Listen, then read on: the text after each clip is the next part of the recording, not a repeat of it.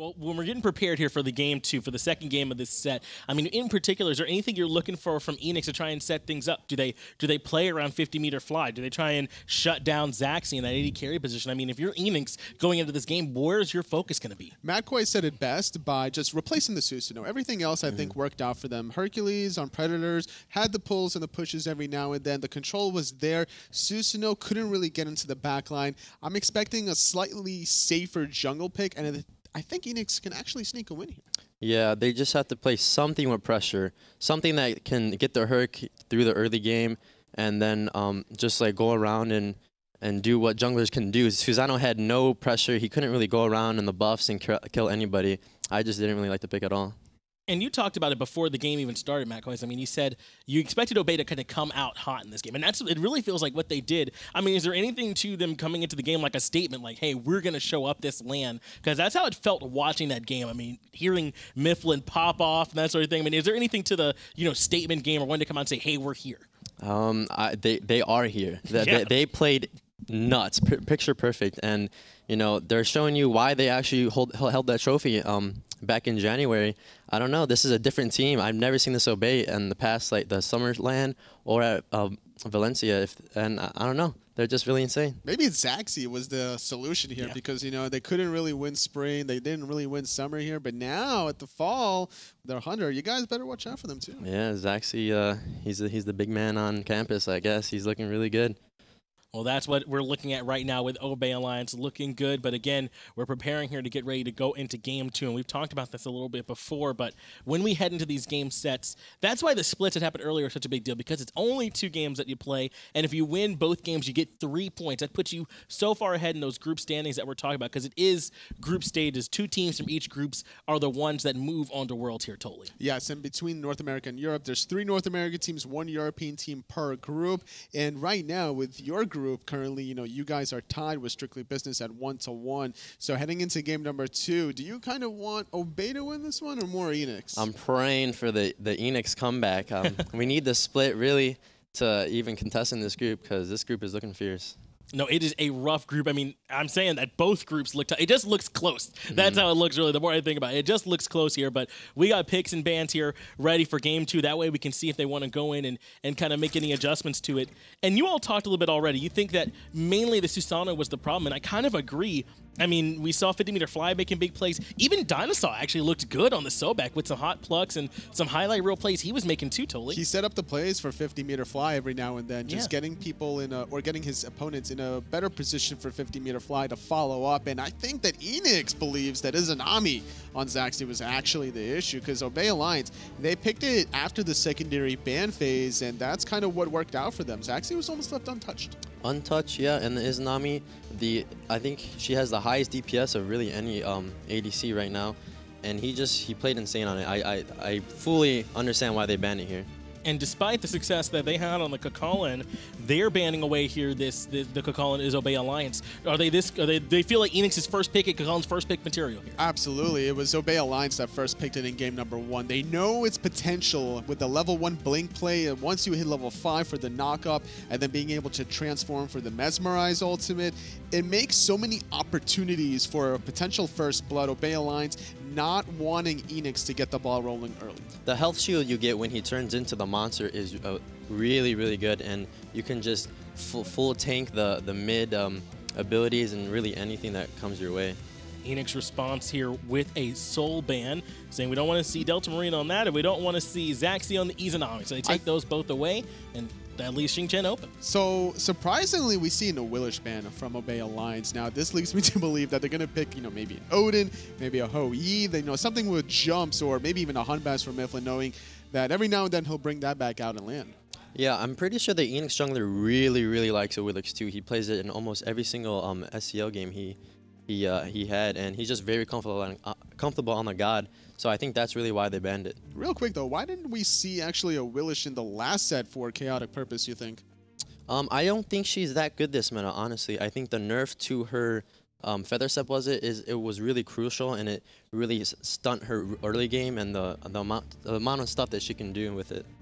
And this is just the nature of the meta right now. You ban away Izanami and Soul to limit the strong auto attackers, and then they get to first pick Hui anyway. That's just the world we live in, totally. I wouldn't be surprised to see a Fafnir pick, but instead it's the Sun Wukong. Even despite the nerfs a couple patches ago, Dwurst loves this god. Oh, yeah. This is Big Derek's god, Sun Wukong. This is one of his favorites. Dwurst looking to pilot that Sun Wukong for Obey Alliance. Eanix, though, they're going with the Serqet pick here, and if you wanted to see perhaps Auzrik on something with a little bit more pressure than he had last game, well, then Serqet seems like that kind of god to me. Especially ganking Dwurst, even if you don't necessarily kill him, the amount of ticks that the poisons is going to be applied during the Somersault Cloud is not going to allow the healing, so there's going to be a lot of danger in the solo lane. And we already seen what Serqet can do from the previous set. Maulus ran a train with this god, so we can definitely see the power of Serqet, and hopefully that this jungler can also do what Maulus did in the previous set. That's going to be the goal for him. That was a very impressive performance from Maulus. We'll see if Auzrik can perhaps make it to that same level as Raijin locked in here for Eanix. And we saw just how well 50-meter fly played in the last game. So something like the Raijin that can really turn a team fight here. Hey, was that Ron Jobber? Who? Oh, yeah. Literally who? Yeah. No Actually who? Yeah. Either way. Too soon? Raijin selected here for Eanix. That's going to be their pick to try and give 50 meters fly something that he can run really well with, despite how well he played on the Nox. Do you like here, Matt Koiz, that Raijin pick for him, or for likely going to be going to him? I love it, actually. The fact that he went 7-0 on Nox means that if a god like Raijin is so OP and does so much damage, he can maybe even carry even harder than last game. We were talking about it actually before picks and bans of game number 1, the preference that Delta Marine will like to go. And I asked you if we're going to see the Hebo or any sort of shenanigans, and here we are. And I think Eanix was trying to focus out Delta Marine by banning away the Soul, picking Raijin, forcing him into a different pick. Yeah, he actually really likes the Hebo. I'm pretty sure he played it back at the World Championship to stop my Athena, but... Yeah, I like the god. Delta, if anybody can run it, he can, and we'll see what happens.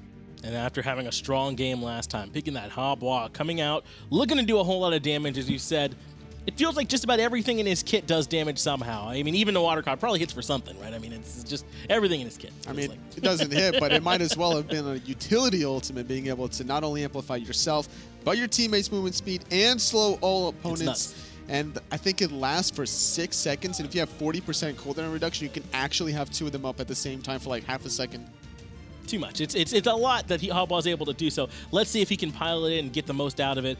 Muzenkov and Ganesh were the bans for Obey in that second phase as Geb and Osiris taken off there by Eanix, so turning a bit of an eye towards limiting Geb, but even with the Sun Wukong up, still banning the Osiris, I think it's likely to be in the jungle there. Myflin might be able to run that there, Matt Koiz? Yeah, the double warriors is Obey's like bread and butter. If Myflin can get a warrior and just dive the backline, that's what he prefers. And I'm pretty sure they thought Wukong would go jungle, so they just banned the Osiris in turn. Is there any chance that Jelly runs the Sun Wukong here? Or is it going to be Artio? Jelly actually has run it in the past. I'm pretty sure he likes the god. It does, you can't really die as it, so if the Serqet could look to, focus out the support, and Jelly can just all get in those clouds and he'll be safe. Sylvanus locked in for Eanix, along with the Ullr. We talked a little bit about this earlier, so likely going to be for Vaporish Coast to pilot that, and then the Sylvanus to give him a little bit of sustain, and that knock-up is very potent in team fights too, so if they can get the most out of that. Well, now Sobek, last pick for Obey Alliance. That god should be definitely piloted by Jelly's hands. Sun Wukong was Dwurst. I'm expecting this Artio to go into Myflin simply because that crippling field will shut down 2 of the abilities from Auzrik. Yeah, Sobek, that's Jelly's favorite god. You think of Jelly, you think of Sobek. So, yeah, I can definitely see the Artio jungle, but I actually think it might be Wukong jungle. I think Myflin really likes the warrior jungles, and I'm pretty sure the Artio is going to go solo, so... Well, that's the strength of this kind of composition, having such versatile players. It's hard to tell where exactly it's going to go, but since we got both these comps rounded out, let me go ahead and get y'all's picks here. Totally, who you think's got it? I think Obey has too much momentum here, despite how well some of the players from Eanix played in game number 1. Overall, Obey. All right, Matt Koiz. I think Obey is unfortunately going to win this game. I'm praying for Eanix to come and, get that split, but Obey's comp is looking really strong. Well, let's see if Obey can get that 2-0 here up against Eanix. Let's go ahead and get it over to the casters. Eanix and Obey, fantastic matchup here, as the desk said. And honestly, Obey might have the momentum, but I think Eanix absolutely came out to play today. They really did, and this is a good draft for them. Raijin is one of 50-meter fly's best gods. He's played it for a long time. He's very comfortable on it, and he was the standout player for Eanix in Game 1. Eanix first picking the Xing Chen to take it away from Dwurst, an interesting idea, and Predators is one of their really strong players, can perform on this god, but to pick a low-pressure god right away is a little bit concerning to me. If Obey can just pull out the pressure, invade that right-hand side, Auzrik struggled in Game 1. If I'm Obey, I'm looking to continue to put pressure on Auzrik, make him uncomfortable. That was the link that seemed to break a little bit for Eanix, and that's where I'd be looking to try and exploit here in Game 2. Yeah, Eanix did a lot of the work. Eanix did a lot of the work when it came down to the regular season. Excuse me. Auzrik did a lot of the work for Eanix when it came to the regular season.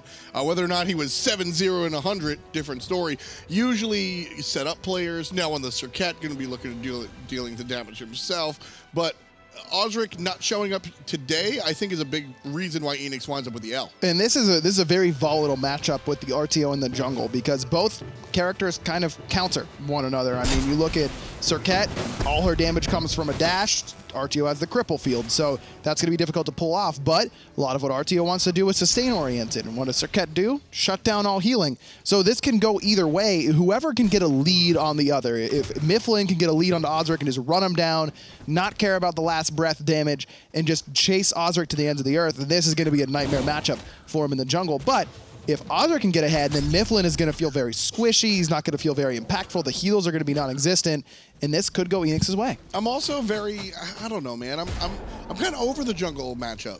Very rarely are the junglers by themselves in this meta. They're always holding hands with a mid laner or a solo laner. So for me, But they're almost always around one another. It's always a 2v2 fight in the solo lane with your solo laner. It's a 3v3 fight in the mid. And while you're right, they're not going to be 1v1ing. They never will. But they're going to be around the same spot, and they're going to try and focus down one another because of these counter matchup potentials. That's fair. That's fair. Yeah, you're just never going to see the I'm at your speed buff, and you're there, and no one else is around. That just doesn't happen in professional Smite anymore. I feel like once upon a time that was actually a thing, where your jungle matchup. Quick feeds there by Delta Marine. Now 50-meter Fly gets tossed into the tower. Great knockup to keep that CC chain going. Fly getting low, and it's going to be up to Jelly to finish it off. And one more. Jelly can't find it. Instead, he's taking damage. It's the trade out, but it's Eanix on the board first. They're the one with the loot pinata. Grats to Eanix. That ends up being okay, because especially with Delta Marine probably going to fall. He dodged it, but Predator's still going to get credit. The dots from Dineohsaw probably would have done it either way. Good start for Eanix thus far. Auzrik left alone in his solo lane to allow Predators to rotate. That's a play that I'm sure caught Obey by surprise. Not something you're used to seeing. And that's what I was talking about, Eanix becoming one of these higher-end teams. That's a big boy play as far as the thought process is concerned. And Myflin, you thought. Predators puts number 3 up right now. Hot start for Eanix. And wow. Eanix getting loud. You can hear them on that arena. They're getting excited. They know that they can adjust and try and take a game up against Obey here. And you heard Matt Coors on the desk. It's important if they can find a game. Knock up again. Dineohsaw and the immobile Guardian going to be able to walk out of there no problem. 50-meter Fly again, dishing the damage back to Delta Marine. And that's going to favor Eanix every time, even with taking a tower shot or two because of those heals from Dineohsaw, keeping himself topped up, keeping 50-meter Fly topped up. And Delta Marine taking poke is not what you want on Hebo. Hebo needs to really use his health as a resource for as long as he can, because he wants to play aggressive. Exactly. He's going to sort of nice jump through. Zachsy on the bad side of things. Dineohsaw coming through. The beads are over, looking for it. Finds the root. Finds the knockup. That's going to be trouble! One more. 50-meter Fly. 2-1-0 in the 3rd minute. Obey seems to have relaxed a little bit too much after their Game 1 performance. And don't get me wrong, they looked really, really good in Game 1, but you can't afford to just take it lightly coming into Game 2, or else Eanix is going to hit you just like they have. And every single lane has had a victory in Eanix's favor. It's been mid lane getting the first blood onto 50-meter Fly, onto Jelly with the kill, with the death there. It's Obey losing their right-hand side, with Myflin finding the death because of Predator's good rotation and ultimate. Now on the left-hand side, so it's everywhere for Eanix so far. It's just a matter of where they're going to put their focus moving forward. You can't win all 3 lanes all the time very easily like they have thus far. You have to really dedicate yourself to destroying one lane, and it could be mid. Again, the pull. Delta Marine's going to get out of trouble by way of the ult. 50-meter fly just barely not there yet. Knock up good. Only 1 shot from the tower, so Fly will be all right for the moment. What's impressive here to me, Ryan, is the fact that Eanix have gotten kills in multiple types of scenarios. They got the kill just straight, like me versus you. They got the response kill where Obey started the party and they're able to get out and get the kill. And then they make the really strategic kill, the one that impressed me with the solo lane rotation, leaving the jungler by himself. Multiple forms of revenue, if you will. And I'm eating it up, man. I'm eating it. Exactly. And Eanix just has to keep this momentum going in their favor. Yeah. And the one thing that I've noticed thus far is going into the mid to late game, this is, what, 2-3 plucks now that 50-meter fly has not beads. Hasn't had the bad beads, you know, the boosh beads, if you will, where you beads yourself in the middle of the air and you're just like, well, that sucks because now they're worthless to me now. You need to beads those in the mid game because he will not get a chance to jump out sooner rather than later. I mean, Hebo knockup into Hebo ult is going to be a death just about every time, and he has got to be on point with that relic usage. It's what separates the good players from the great ones, how well you can use your beads and manage them when you need to use them and when you don't. Thus far, it's working out. Exactly. It's worked out. He hasn't had to use them, but he's gonna need to pretty soon. Yeah, some of these plucks are actually the ones that I sit there and I go, wow, you knew you weren't going to die there, so you did not expend your purification beads. I like that play. That's impressive. That's deep knowledge of the game, your character, their character, right? Being able to understand the actual risk assessment is an important part of the game. So, you know, I like that style, honestly. And Zach needs to be a little bit more careful on the left-hand side. He went aggressive, trying to find the solo kill on the Vaporish Coast, and that's been a knock on his play for a little bit, is that sometimes he will be a little bit over-aggressive in that lane. As soon as you hear enemies are on your side of the map, jumping in is immediately off the table. Unless you can one-shot the opposition without any hesitation and still try and get out, you have to play more passively than that. Now Vapor going to head back to base. Zachsy being aggressive paid off in this regard as well. Like you said, nobody's on his side of the map, so he has the luxury of doing so. And because of strong vision from Obey, they have all the information in the world. You can see the two red dots right exactly where Obey is trying to get out. You know, Dinosaur's in some trouble here. A little bit of help from his friends by way of the ultimate out of the mid lane, but that'll be that. Got the beads, the sprints from 50-meter fly and Dineohsaw respectively. Got the ult out from the Raijin as well, all just for Jelly's ultimate. So that's a good win for Obey Alliance. And if they can put that pressure now onto 50-meter fly without those purification beads, that's a really good lane for them to try and get back ahead. One more time, the sun's come down. Zachsy looking for the kill by himself. Vapor jumps out, no problem, has half a level lead now. Also the mana lead as well. Looking for the stun onto Zachsy. Misses by a mile, can't find it, walks into the jungle. Zach, I like the idea there that you want to catch Ullr during that changeover from bow stance to axe stance and hit him with the ricochet, but just not quite quick enough on the shot. Ooh, Eanix going for the pull, more for the fight. Knock up, Myflin in trouble. There's a toss. Myflin's dead before he hits the ground. Vapor on the good side of things. Gonna be another member of Obey sitting down, and it's Jelly. 50-meter fly combines with the Hunter. 2 kills, and Gold Fury seems to be the prize. Yeah, this is going to be gone. I mean, Dwurst the only one around, and he might be coming around the back here trying to steal it away. This could be a big play for Obey if he gets it. Oh, too late. Eanix gets the Gold Fury, and the Bird going to miss out by the kiss. So Auzrik on the good side. Predators here going to pop up, won't cut off the exit. And Dwurst still running on the right side. Looks like Auzrik giving up. I just really don't understand the selection for Myflin here. I mean, what went right for Obey early game last game? Myflin got to play aggressive. He got big. He transferred that to the rest of the team. Artio jungle is never getting big in the early game. It's like, don't hit me, please, until I'm ready. You like pause and wait for me to get ready, which is exactly what you want the NA teams to be doing to the European teams who like to play the late game. It's like Warlock Sash the creature. Exactly. Like, just wait a little bit and then I'll be real scary. But Eanix says, no, why are we going to wait around? We're just going to beat you up in the early game. And that's exactly what they've done so far. This pick just does not synergize with what Obey likes to do in the jungle, in my mind, and where they have their most success, at least from a spectator's point of view. And at the same time, that is definitely a mental misstep from Obey Alliance. But Eanix, on the other hand, Zachsy goes in, the stun is good, beads are chased out. No beads for Vapor, still looking for the turnaround, dancing in the suns. 2 more will do it. He's in the Suns. He gets the jump. He gets the axe kill. Vapor takes Zachsy to combo town. And that's the bead still going in Vaporish Coast's favor as well. He held on to his purification beads, even getting stunned in the Suns. You want to talk about being confident and knowing how much damage you're going to be taking. That's exactly what that Ullr was all about. Woof. That's the play. That's how Eanix wins this game, by just having the audacity to say, who are you? Obey Alliance? Does not ring a bell. I'm here. Eanix, we're here to play. Oh my goodness. You mentioned momentum. That's all I'm seeing. There's so much wind in these guys' sails, they might capsize. Yeah, they really are. Everything is going their way right now, and Obey has to figure out somewhere where they can get something on the map. Looks like that portal demon may have gone down. Or no, it hasn't even spawned yet. There's been so much action. I figured it was past 10 minutes. It's 9:50, and Eanix still Myflin's crushing dead again. it. There's the pull. Myflin in trouble.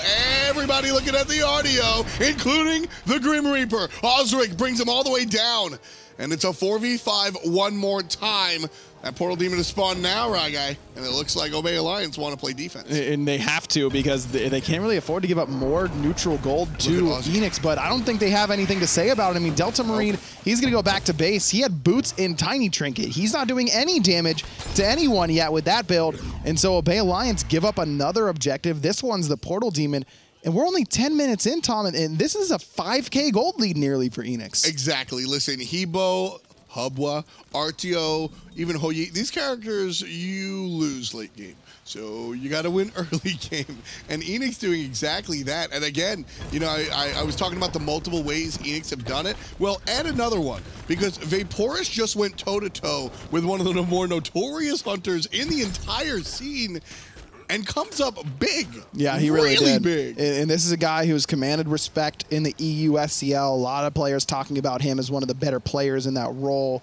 And it's a fairly competitive role in the European scene, actually. I mean, Atonement's a great ADC. You look at what Dobson did for Rival. I mean, there are good players in that role in Europe. It's not a role that's lacking.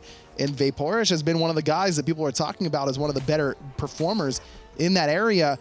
And certainly bringing it over to America and showing it off thus far. 2-0 and 3s, top of the XP per minute charts. He's been doing plenty of damage on that Ullr.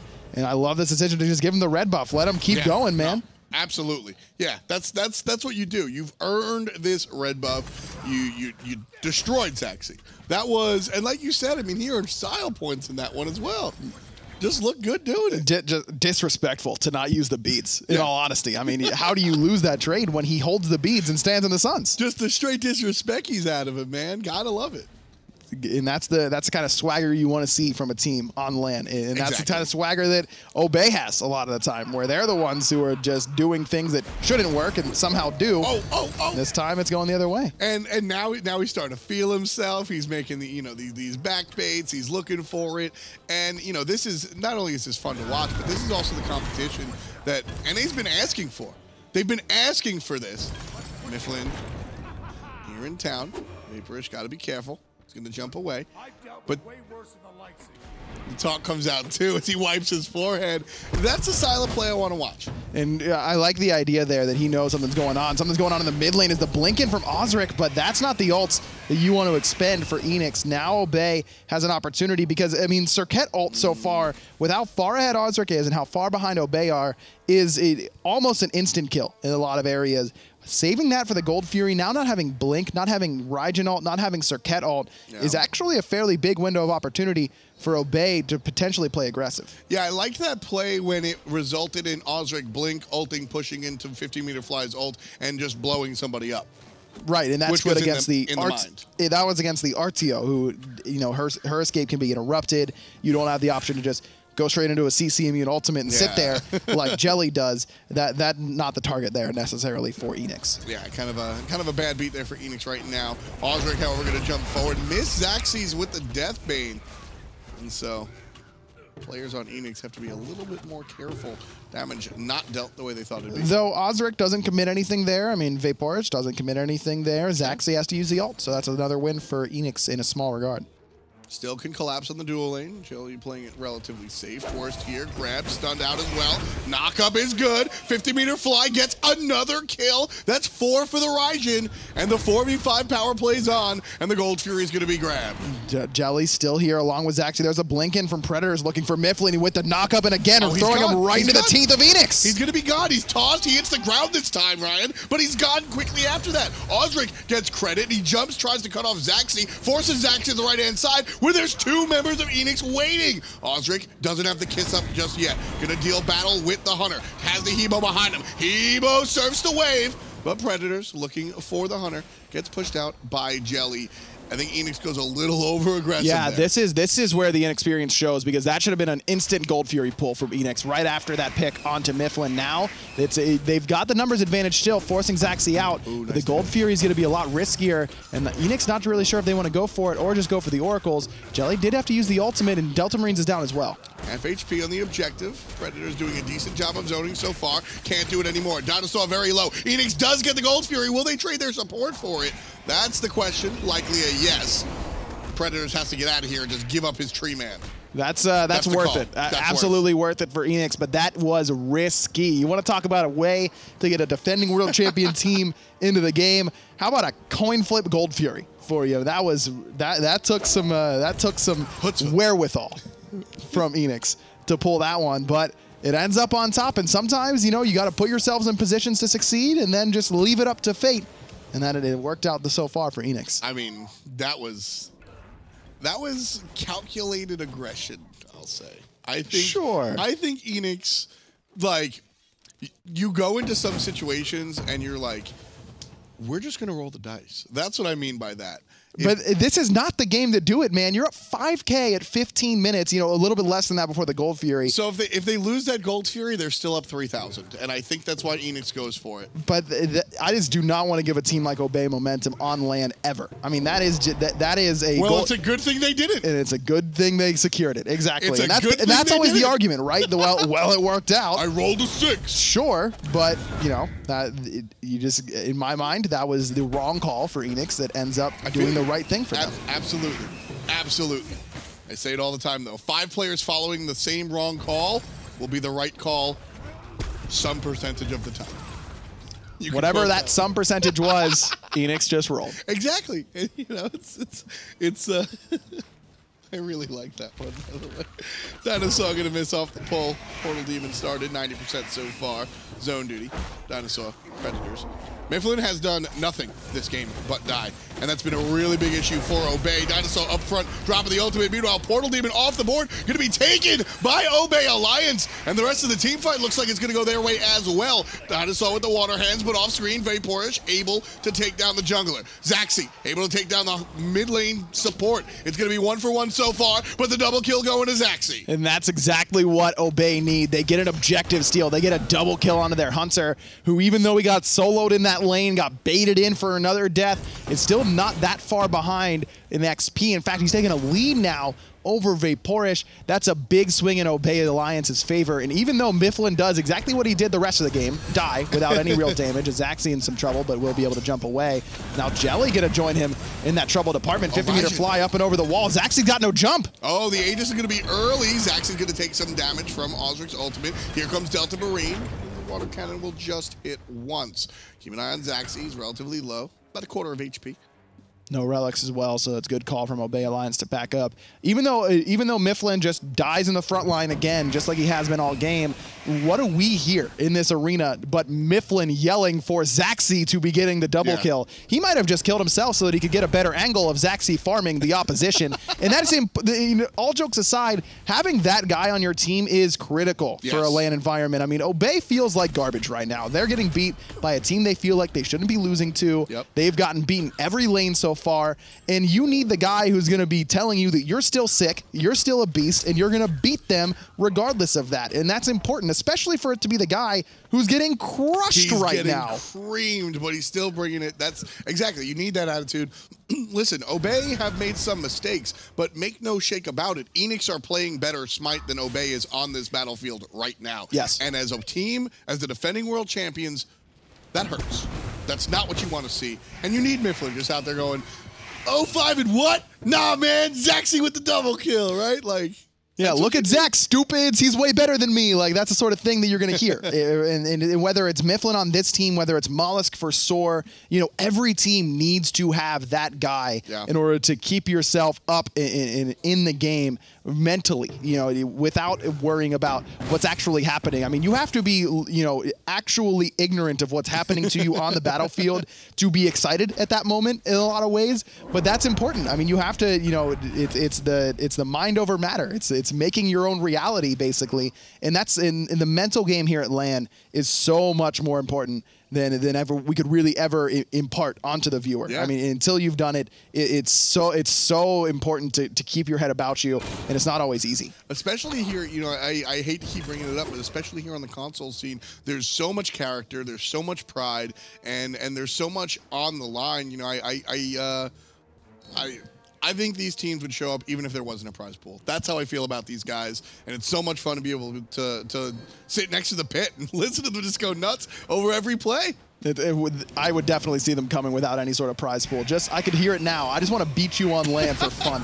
Well, right now, it's Auzrik versus the world, but here comes Predator's outbound. He grabs two! He grabs two! Dineohsaw's gonna fall down. There's gonna be another one. His name is Dwurst. Predator's giving chase. Delta Marine is next. The blink is too good. Predator's still gonna try and catch up while the rest of his team does the Gold Fury. Zachsy's in town, but so is everybody else. Predators is back from chasing down a Habwa. Auzrik might go down. No, he won't. He's taking down Zachsy. Ladies and gentlemen, it's 14-5, 20 minutes in, and Eanix are leading Obey Alliance by almost 10,000. That was the most important fight of the game. That was the one where Obey had a chance to really come storming back. They've hit mid-game. Delta Marine's got penetration online. What can he do? And nothing, because Predators has been huge on this Xing Chen. All game. I questioned the Xing Chen first pick, but no more, man. He's been killing it so far for Eanix. He has. Did it again. Delta Marine just gets destroyed, deleted, obliterated, just wrecked. And Myflin suffers the same fate, his 6th death of the contest. Fire Giant still, well, doing its thing. And Jelly's here, so is Dwurst over the wall. Eanix gotta play this one safe, Ryan. This is not a safe play. Dineohsaw looks likely to fall. Dwurst going up. Jelly gonna get credit for one, and Dwurst trying to keep the Fire Giant least. Dineohsaw's gonna fall as well, and Fire Giant's getting low. It's still there. Eanix does get the Fire Giant. They're also gonna take out Dwurst. This is the 3rd 50-50 play we've seen, and they've come up good twice. Sometimes, man, you just got Lady Luck on your side, I suppose. Those are 2 critical objectives that end up going to Eanix. And look, Fire Giant going down for Obey there doesn't automatically change the game. I mean, it only goes on to Zachsy, who is the ADC, because everyone else is dead for Obey Alliance. But it means that Vaporish and Fly get it on the other side. If Predator's having it for that extra HP 5, not a bad thing. You know, you get some extra regen on that Xing Chen, who's already regenning through the roof anyways. What matters is that Eanix get it out of Zachsy's hands and put it onto the hands of their hunter. And those have been the 2 players so far to watch in this match, at least the lane-by-lane matchups. I mean, Vaporish obviously getting the better end in the lane, but this Zachsy's team fight presence has been really, really good. I mean, he's put on so much damage in these last few team fights, and a lot of what Obey has been able to almost do has revolved around Zachsy. Now, he still needs a Titan's Bane to push through this damage, or the protections, I should say, from Predators coming out of that solo lane, but he's working on an Odysseus bow, trying to keep the damage flowing throughout the team fight, which is actually a pretty good idea because Eanix has been very grouped so far in this game. Trying to keep it together. Auzrik here on the flank side does have the option to blink over the wall if that's what he wants to do. It looks like that's the call. There it is. There's a taunt onto the Habwa. He's clearly the target. Predators grabs 2.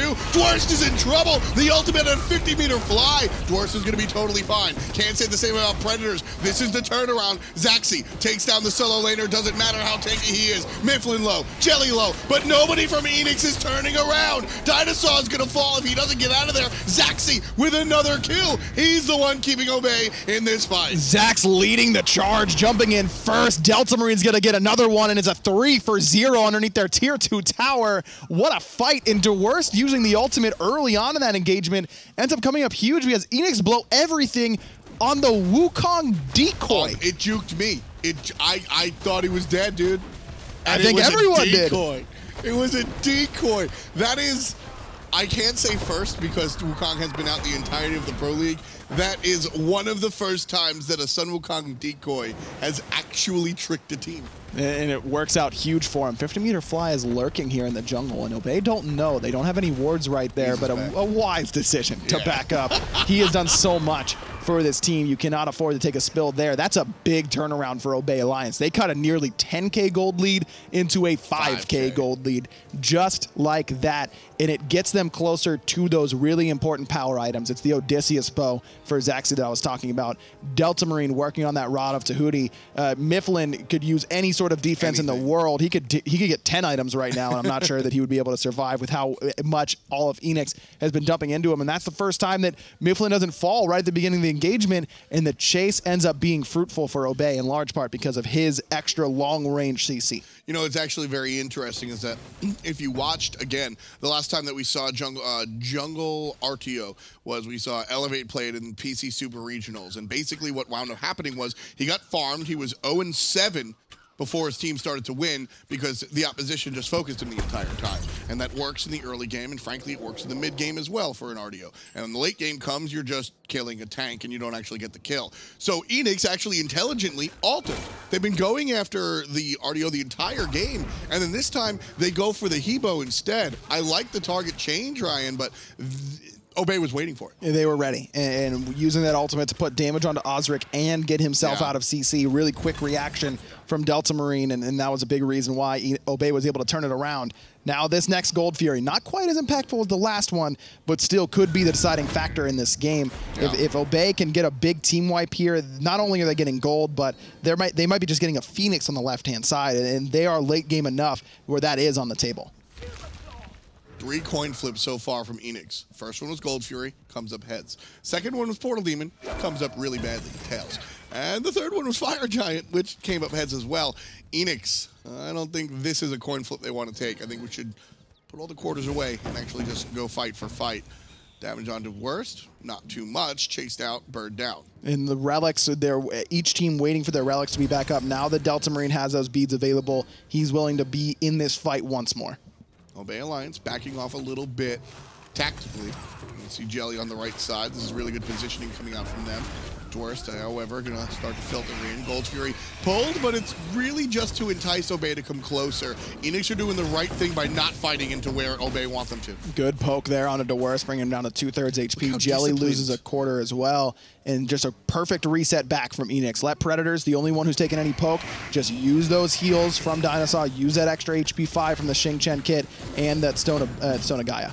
And Eanix pretty deep so far, and this is why they didn't want to go that deep. There's going to be Predators just collapsed on. He's been so tanky all game, but this time not a good thing. Dineohsaw grabs 3 with the knockup, but there's no damage on the other side. Again, it's a Wukong decoy. Eanix go for it a second time. And what do they do there? The play that's been working all game long. Predators just walks up, hits Myflin with the ult, and dies right away. I mean, look at how many relics are down, though, for Obey. Literally every single one except for Delta Marine's Blink and Zachsy's Aegis. Yep. And the response was right. Eanix need to win this team fight, but it's not going to happen. Auzrik looking for 1, and, well, Dwurst looking for Vapor. Everybody turning around and looking at Auzrik. Gold Fury still alive for the moment. Fly does not have ultimate.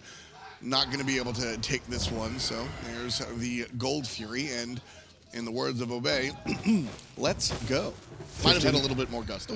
Maybe a little bit. Myflin's pumped up to get a Gold Fury at this point. Honestly, I don't blame him. And just exactly, that is such a great point that you bring up the Elevate game at Super Regionals on the PC side of things, because this game is so similar to that. It's not the Double Hunter, but it's still late game oriented with the Habwa in the mid lane instead of something like a Hu Yi. It's, we just blow everything on the Artio and haha, we win the team fight because we're up 5v4 right away. That's exactly what Eanix tried to do right there, and they get bodied for doing it. So there's some sort of saying somewhere about like if you don't learn from your history, you're doomed to repeat it or something. There's something along those lines, and that's exactly what's happening to Eanix in this game. They did not learn from what happened to the team that was playing up against Elevate Obey Alliance. Yeah, which is some poetic justice that Obey is the one on the console side who is getting crushed in the early game with the Artio jungle, and then they have the same thing happen where they're starting to turn it around. And for what it's worth, you know, I know that Abraxia is a big team guy. I know he's definitely rooting on a squad here. So, like you said, a little bit of poetic justice there. Predator's just in the wrong spot. You can't be there at this point in the game, man. 28 minutes, you cannot get caught. Predators, luckily for him, is a Xing Chen at 28 minutes, so he can get caught, but he can't get caught that often. Got that blink available, the Hand of the Gods that's upgraded now to be that stun in an AoE. Could just try and blink in, use that to get some purification beads, and then use the ultimate after the fact. But it has to be more careful about who he's initiating on in this fight. Pivotal fight of this game, Ryan. He who wins this fight, I think, might take the game. Absolutely. And I mean, the gold lead is now non-existent. And the power items that I was talking so much about, done for Obey Alliance. Rod of Tahuti, complete for Delta Marine. Odysseus Bow, complete for Zachsy. Now, he's still not as strong as Vaporish, who's got the full build. He's got the Titan's Bane and the Odysseus Bow. But Zach pretty close behind with that mace finished off. 18 to 12, 29 and a half on the clock. Obey Alliance and Eanix tied here. Right now, Myflin going to take some damage. Being pulled in by the mid lane mage. There's going to be a toss. Predators gets the kill, starting things off. Dineohsaw with a humongous ultimate, knocking up 3 and dealing the damage. This time, we all know it's a decoy. We know it's a decoy. We know it's a decoy. Not going to be tricked this time. 5 men strong. Myflin goes down. Obey Alliance retreat. Fire Giant, the portal at least, going to be Eanix's. The Fire Giant, just go for the Fire Giant. I think that's the right call here because Zachsy doesn't have beads, neither does Delta Marine. Delta Marine doesn't have his ultimate, but still going to be doing good damage. Zachsy pushing forward, putting good poke onto Dineohsaw as the rest of Eanix comes through the portal. And now they're thinking about starting it up. Remember, Obey Alliance has ward vision here.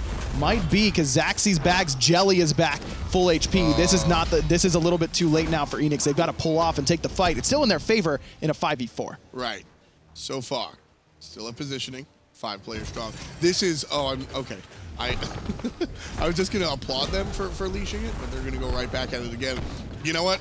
They've won 2 out of 3 coin flips, Ryan. They've won 2 out of 3 coin flips. It looks like they're going to go for a 4th. Here comes Predators on the right-hand side. Vapor going to deal some damage as well, so it looks like the pull is on. Vapor gets plucked up and in trouble, jumps away into the Fire Giant pit. Dwarf's going to ult and look for the jump on top of him. Good. There's the hit, but Aegis is stronger. Hunter's still alive. Zachsy takes out the Zoner, however. 2 players chasing. Double un! Zachsy! North America! Delta Marine coming through as well. 3 dead on the side of Eanix. And again, the inexperience at land shows through. Eanix just a little bit too hesitant with what they want to do, and Obey Alliance cool and collected underneath the pressure. Come back, and Zachsy, I mean, as much as this guy just got handled in lane, and there's no 2 bones about it, he did by Vaporish, his team fight has been way, way stronger. And honestly, give me a Hunter who loses lane and bodies team fights every day of the week. Absolutely. You need your Hunter to come in. I don't care what my ADC is doing in lane at 8 minutes. You can have fun over there, dude. There's a reason no one comes over, because it's boring. You're just a Hunter who does no damage. Exactly. Come 30 minutes, you're doing big damage, and you are our guy who's going to be shredding tanks. And that's exactly what Zachsy's done. Look at his player damage. He's nearing 30K already. Yeah, incredible. He's 8,000 above the Hunter that soloed him once or twice in lane. He's being, he is the light in the darkness for Obey Alliance. If Zachsy is not present, Obey Alliance don't fight their way back into this. I mean, this has been Eanix's game. If there's any chance to look at the graphs, I'd love to illustrate the way that this game has gone so far, because Eanix has just controlled this game up until 25 minutes. And then very slowly, bit by bit, you see 1 team fight, 2 team fight, and then that last one where you just jump off the cliff. 25 minutes. This was Eanix's game. We're 32 in, and it looks like Obey is firmly in the driver's seat. And this is what Obey has really been missing for the majority of this year. After the spring split, they lose Air Cougar, who put this team together, has been there, done that. He's on the World Championship team. And Cougar was just one of the most reliable ADCs you could ever ask for. Reliable. Yeah, exactly. And he always played way better on land than he ever did online. And that was part of what made this team really, really great, is that Air Cougar was the preparation guy for them. He was the guy who got everything ready in picks and bans, and then transitioned into game. It was always super reliable. Sometimes he'd get caught out of position, but late game team fights in particular, Air Cougar was in the right spot. He's going 5-5-5 with a zillion player down. Exactly, and that allowed the rest of the team, specifically Delta Marine, to do his job great, because everyone knew that they had to focus on Air Cougar because he would do his job otherwise. This is what Obey was missing, and Zachsy has really stepped up. I mean, there aren't a lot of games where Myflin goes 0-6 in the early game, and Delta Marine gets shut down and can't do player damage even until 33 minutes, where Obey wins. Like, that's just not their formula. Their formula is get Delta Marine and Myflin ahead, and Dwurst to some extent as well, and let them roll. None of those happened this game. It has been Zachsy since the team fighting stage. He's been the light in the darkness for sure for Obey. Engaging in the middle lane, there's going to be trouble for Delta Marine. Half HP for the Hopwa player. Now grouped up as 5. Auzrik barely getting out of there and avoiding the Jingu bang. Dwurst, again, just barely getting into the cloud, but it's Dineohsaw that ain't getting nowhere. Zachsy takes down the tree man, 5-4. Obey Alliance with the power play. And that was a great play, because Dineohsaw actually pulled Delta Marine through the wall and started off that fight beautifully for Eanix, and I just can't believe that they ended up on the bottom end of that engagement already. Pluck coming in from the Sobek. It's going to put Predators in a bad spot, in a terrible spot, in the worst spot. Still alive, going to make it back, but Zachsy gets another kill. Double digits for the Hunter. That said, Vapor versus the world. He gets 1, he gets 2, there's a 3rd, looking for the 4th, can't find it. Lifesteal, save his life, looking for it. That's number 4, and number 5 just a shot away. Vapor on the run, chasing down pbnjellly. The jump is good. The Sobek is out of there. Vapor still going to give chase, but ladies and gentlemen, this one man finding the entirety of the team on the defensive stop. Vaporish Coast, pentakill. What a play by Vaporish Coast. I mean, you want to talk about a guy, and we're talking about Zachsy. Oh, his team fight's so good. Zach. Vapor just says, how about me, boys? I'm getting a penta. He's still barking. Here. He's still barking. He's still yelling at him. I love it. I absolutely love it. What a play. And again, in my mind, so much credit goes to Dineohsaw for starting off that engagement by pulling in Delta Marine. He has to use purification beads and the ultimate defensively. And then Predators comes in. Auzrik also played that fight beautifully. I mean, talk about a guy who's getting in there and sacrificing himself for the good of the team. He gets in the back line and takes everyone's attention away from Vaporish. They all turn to kill the Serqet, and it's just an Ullr slinging auto attacks, getting them one after another, and ends up getting all 5 all by himself. And that nonsense, he's low when he jumps in 1 versus 3.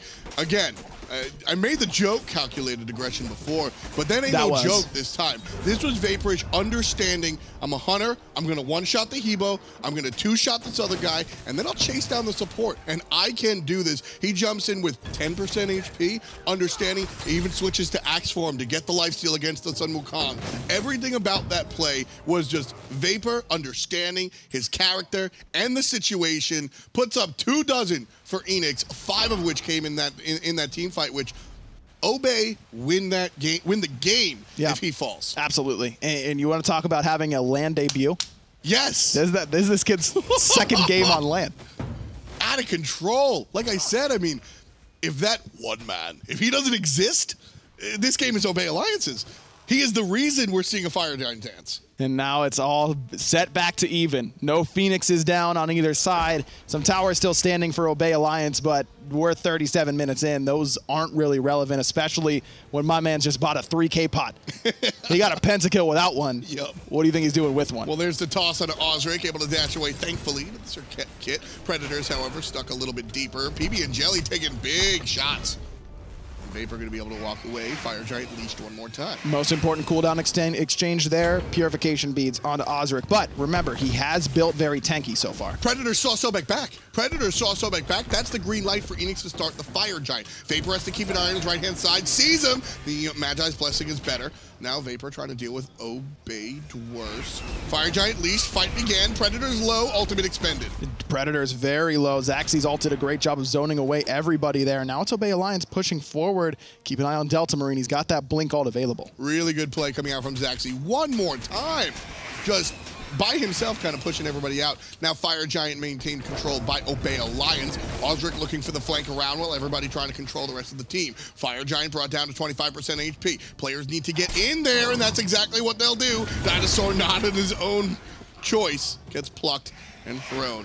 Here comes Predators, the blink, flip onto Dwurst. Doesn't have the ultimate. He's gonna be gone. Fly on the good side. Auzrik in trouble, being chased out. Flipped into the water hands right there, coming out from Delta Marine. It's a 1-for-1 so far. Myflin in the front line. This time he's healthy. For once, not the focus of this team fight. It's a 1-for-1. And again, it's Auzrik who goes down for Dwurst. And those are essentially the same role. They're two frontliners as Jelly goes for the pull and misses it, but Dineohsaw does not. Right into the ultimate. Jelly having that ult is so important right there. Otherwise, he's toasted like strudel. Not going to happen. 25-19. Obey Alliance and Eanix reset. 38 minutes in. Man, what an engagement that was. I mean, both sides. Auzrik loses the purification beads early on, but I love his positioning coming around this left-hand side wall into the back line really, really well, right on top of Delta Marine. But that was really good damage by Delta Marine to use the crushing wave right before Auzrik hits him with the ultimate, and that's what ends up getting the trade. Also, Jelly has been on point with the majority of his plucks in the late game. He has set up so much for this Obey roster. That's the trouble, is that both these teams are doing well. Dineohsaw, you just can't be here, man. You can't do this. Just can't be here. Zachsy's going to take a lot of damage. Actually has to Aegis. His 50-meter fly is going to go in, looking for the kill. Zach up into the air, trying to delay, but he's very low. Another perfect pluck by Jelly. He's still alive? And Dineohsaw gets bailed out. He's still alive. He should not be. Predators going a little deep. This was an escape plan, not a takeover. Walk away. But, I mean, look at what Obey just expended. Aegis for Zachsy, beads from Delta Marine. You look at the shell from Jelly as well. And on the other side, Eanix, they commit a couple ultimates, yeah, but those ults are going to come up much sooner than those relics will on the side of Obey Alliance, and relics in the late game are absolutely critical to staying alive, especially when you're talking about as much CC as both of these rosters have. I mean, those are depending on the ultimate. I'd rather go into a fight without my ult than my beads at this point in the game. Agreed. I mean, even on like Hobwa, where my ultimate is, you know, one-shot someone, I mean, my one two-shot someone. So give me beads, dude. I'll use the ultimate whenever I need it later on. What an unexpected nail-biter. This has been a great game. This has been one of my favorite games in a long time. This is good old-fashioned Smite, and everything. A big part of it is the scenario. The Eanix is the team that, and you know, I don't want to be that guy, but I saw potential in this team a long time ago. I think a lot of people did. Auzrik specifically coming through. This whole roster starting just good stuff. Right now they're starting the Fire Giant. They're releasing it. Just trying to see. They're trying to see how awake Obey is right here. Well, yeah, I mean, they've got to be feeling it, man. They've got to be feeling the nerves. As Jelly a little bit off the mark, but does get the Enkile passive there. Auzrik wants to go aggressive. There's a blink in for Predators. He's going to get one, and it's Delta Marine. He needs to die, and he will. Vaporish Coast gets him with the kill. Number 10 for the Hunter on the side of Europe. Now Predators looking for another one. That's going to be the support. Myflin very low. There's the kill out of the mid lane mage. Dwurst barely alive, chased out on the right-hand side. Eanix, they could go all the way aggressive, chase into the base, instead opting to play it safe. I think this is the discipline a newer team needs, and I love it. I wonder if they're going to be able to get this and push for the mid Phoenix right away, though. I mean, we're talking 40-plus seconds. I'd like to see them ignore this portal demon and go straight for the mid lane, but instead they're going to go for the safer call. You got to take advantage while you have it and try and get it. I mean, the towers they're going to be giving up anyway, so trying to push for one of those right away isn't really too relevant. Honestly, instead of just going for Fire Giant, I think I prefer Eanix pushing down mid, getting mid Phoenix, and then resetting for Fire Giant. Phoenixes are more important than Fire Giant at this stage. I mean, we saw what Eanix was able to do against the defense for Obey's Fire Giant. I mean, Eanix got a Fire Giant earlier that Obey defended underneath the tier 2 tower. Fire Giant isn't the game ender anymore. Real or not real? Mental fortitude because of Fire Giant. Do you just go into a fight stronger because we got FG? I go into a fight stronger because I've got numbers. I'm not a big believer in that. I think that it really does give you more in terms of stats than it does mentally. Going for the 5v3 push under the Phoenix there, I think, is much more valuable for Eanix. Well, now it's a 5-on-5, and Dineohsaw is going to be served up. 3-man knockup coming out for the resulting ultimate. Here comes help from Predators, tossing Myflin, but he's so damn tanky, the team doesn't do anything to him, and it looks like Coach Aggro was correct. The mid lane Phoenix doesn't even take a hit. I mean, look at how tough it's been for these teams to siege Phoenixes during Super Regionals. How many defenses did we see? Now, Eanix had some sustain, especially with the Fire Giant, so they get to retry, but they lost 2 pretty important ultimates on their Guardians. Still, one more push coming out. Emperor's armor on the side of Obey, none on Eanix. It's definitely worth noting. Zachsy got poked out pretty nicely between the Odysseus bow from Vaporish and the Raiju bounces from 50-meter fly. Predators gets the flip on a Myflin who takes a ton of damage. Auzrik with the chase down. The assassin takes him out. There's a pull on a Jelly. Dineohsaw gets a pull, but no follow-up damage. Jelly I spoke too soon. Jelly gets sandwiched. Vapor finds number 11. Fly puts number 30 on the board. That's another kill for Auzrik. 4 players on Obey lines are down. The Phoenix is down as well. And ladies and gentlemen, the game 2 will go to Eanix. What a performance by Eanix. It turned into a nail biter at one point. I mean, that looked close for a while, despite the big lead Eanix got off too early, but overall they're able to pull it back. What a game between Eanix and the defending world champs. That's one for the history books. That is a oh man, that is just a good game to watch. You know, a lot of times doing this job, Ryan, we get very like into the work mode. You're doing your cast, and don't get me wrong, we love every game, but different games feel different. This one, I was just watching Smite with you. That was exciting. I mean, look, it lands always. You know, the players get excited. I don't think I've ever heard a player group that loud ever. I mean, just the players. There's not a lot. There's no bystanders or anything like that. Nope. It's just people who are usually like eating chips. Like, yeah, cool, whatever. We're gonna kill these kids whenever we play them. That was just straight. Everyone in the building was invested in that game. Great gameplay coming out from both of the teams. And honestly, like I said, don't ignore the surrounding scenario. Eanix are the up-and-coming squad. Like I said, just a couple of splits ago, I was sitting here going, you think there's something special about this Auzrik kid? And we were like, maybe, let's keep an eye on him. And now they're beating the defending world champs. What a story. And I'm excited to see what they do the rest of the weekend because their work isn't done yet. The way this round robin works, they have to really convert against the rest of the games. They have not punched their ticket by any means. It isn't even close, but off to a pretty good start. That's exactly how you start a LAN weekend. Split down the middle for Obey Alliance and Auzrik and his squad. We'll break it down to the desk. Thank you, Tom. Eanix managed to find the split going up against Obey Alliance. It's Finch here on the desk. It's Tolly. It's Matt Coys. And I'm going to throw it over to you guys. What happened here? What had Eanix looking so good? I mean, honestly, it was Vaporish Coast at the end game. Yep. Getting that unofficial pentakill. Yeah. Wow. He was popping off. He was screaming. The whole arena was just erupting after that. That was insane. I'm pretty sure the stream could hear that as well. The chase onto Jelly Sobek there. I wasn't sure if he almost gifted him that pentakill or if he actually tried to turn the corner and kill him with that delayed tail whip. It was a really nice backstep from him actually to dodge that tail whip because if Jelly hits that tail whip, he can definitely kill him with the 3. But really nice mechanics from Vaporish just to back off and then land that axe. And not only did he perform in the late game, but that early game solo kill onto Zachsy. It was just like the tale of these veteran hunters falling to the more rookies. Yeah, and this was his first LAN too. I did not expect that at all. He took it to Zachsy and he 1v1'd him and he was popping off, man. That was insane. It looks so weird too because he looks like he's 12 years old and he's trash talking Zachsy. And it's a big time play. The delayed penna that we talked about. It's not just that he kills the whole team. This is a chance where Obey Alliance might just win the game here, Tolly. This is it. Yeah. This is it. And he comes up huge for them. No one else is alive. He basically does this on his own, gets the quadra kill legit, and then chases down for that delayed pentakill. And the building was shaking. The building was shaking because everyone was so hyped, so invested in this game. It was a huge deal. This is the backstep right here that he actually avoids the tail flip at the last moment. He misses the axe here, and then he misses the bladed arrow earlier on. But either way, lights out performance by him. Yeah, the backstep, you can show he really plays Xbox. He knows his mechanics. Yep. And then on top of that, like later down the road, I think that was like the first step to secure the victory. The next step was a very small, minute play by Predators at the 40-minute mark where he forced the bees on Delta Marine behind the Fire Giant, and then shortly, 30 seconds to a minute later, uses his ultimate again onto Delta Marine, who didn't have the beads, finding an early kill and just managed to get the Fire Giant and close out the game. Yeah, he clipped him with the ult, and then the Raijin ult just pounding on the drums to get him. That was a really good play by him.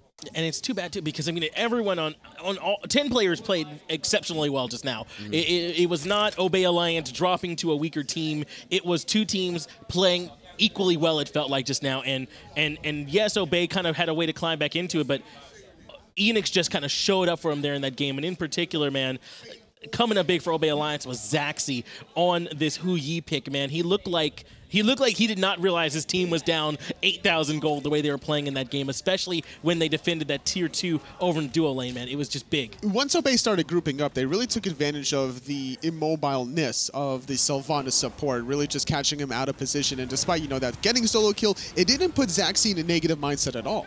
Yeah, I know. Usually when you get solo killed in lane, you just shut down. You don't really know what to do. But Zachsy showing the leadership and the veteranship that he has. He really turned up this game. And this game was really the battle of the ADCs, I believe. And what also helped out Zachsy was just the late game damage from Delta Marine playing this hop Y. And what I've noticed was it was Eanix kind of employing the same strategy over and over again, the same way they did in the early game where Predators was focusing out Myflin on the Artio. And, you know, that worked out really well in the early game. But once it started to reach that mid to late game, it didn't work out so much. Yeah, Myflin decided to go sprint instead of beads early, which is the reason why he was just getting picked off cooldown. The Xing 10 ult would just grab him right into a Raijin ult, and it was free kills early.